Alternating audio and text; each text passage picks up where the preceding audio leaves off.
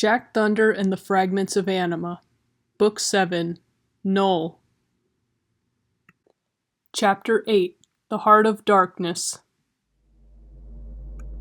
Jack Thunder opened his eyes to a world he'd never seen before, a world where neither sun nor moon could reach, just a flat, colorless plain of something, with an ominous, dreary sky wobbling with shades of bruise overhead.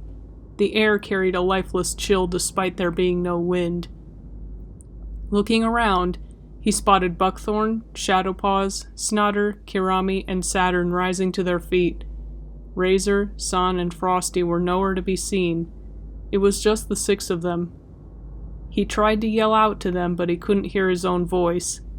He tried again, but still nothing. In fact, he realized, he couldn't hear anything. Not even a breeze or the scuffing of the ground beneath his feet. It was completely, deafeningly silent. Where were they? Had the Heart of Darkness pulled them into the Flipside? His thoughts were interrupted when he saw a shadowy, gargantuan figure looming over the featureless arena. Gaping up in shock, he realized what it was. He could see why it was called the Heart of Darkness. It really did look like a heart. One that was completely black and about the size of Mount Tempest. Thousands of tentacles emerged from its body, flowing freely in an invisible breeze. Dozens of mouths and eyes opened and closed in random places all over its body, glowing like hot coals. It grinned as it spotted the unfortunate storm gremlin, its immense body pulsing in time with his heartbeat. "Hello, Jack." Jack Thunder's grip on Stormbringer tightened. He wasn't sure if he heard the heart's voice or just thought it. Either way, it sent chills down his spine. Ready for the final round? The crew attacked all at once. All sorts of attacks shot out at the Heart of Darkness, from lightning bolts and small tsunamis to vines to blades of fire and light and laughing gas grenades.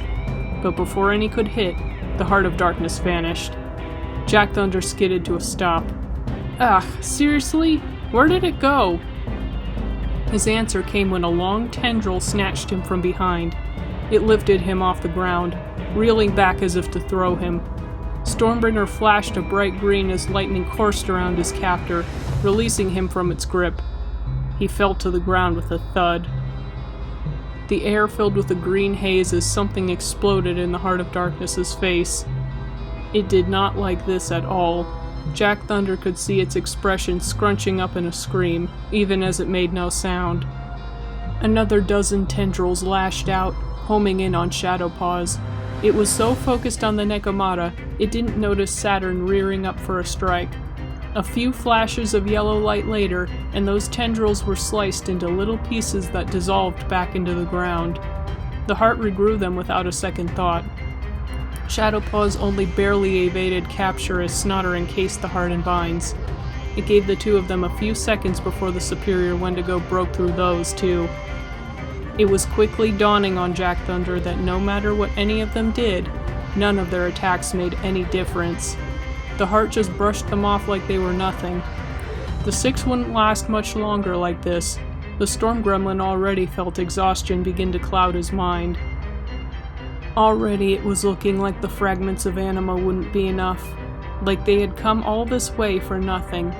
Jack Thunder turned his gaze up to the Heart of Darkness. Kirami, Snotter, and Saturn were already ensnared in its tentacles far above the ground. The storm gremlin could see their complexions fading as the heart drained them of their anima. Buckthorn and Shadowpaws were still on the ground. The latter fired 3 more grenades, loosening the 3 from the heart's grasp. They fell to the ground, too weak to stand.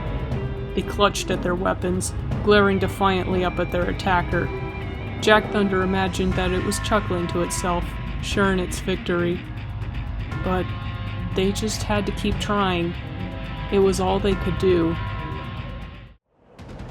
Soaring through the skies, Frosty, Sun, and Razor made haste back to Harlequin's Repose. The corruption had spread so far already. Even the winds over the Thornback Mountains had grown still. Sun made an abrupt landing next to the central fountain. As Frosty and Razor slid off his back, he came face to face with an old friend of his. Son? You're back from World's End already? Strombolio exclaimed. Alteria and Puriturnis stood behind him. Strombolio? Oh, thank Anima. We need your help, San replied. Razor jumped up, chirping and squeaking as he put his paws on Strombolio's leg. I thought you might. That storm up there looks real evil. Strombolio pointed at the sky. Sure enough, the corrupted storm that had swirled above the World's End volcanoes had now spread to Harlequin's Repose. Everyone, look! The storm is growing! An unknown voice shouted from the crowd behind him. We're all going to die! Another screamed. Hey, none of that.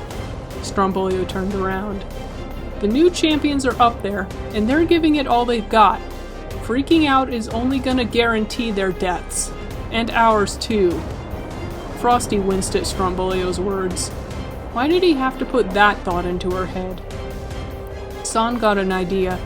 He recalled back to last winter solstice. He bent over and whispered in Strombolio's ear. A small smile crept across the Harlequin gremlin's face as he began to understand.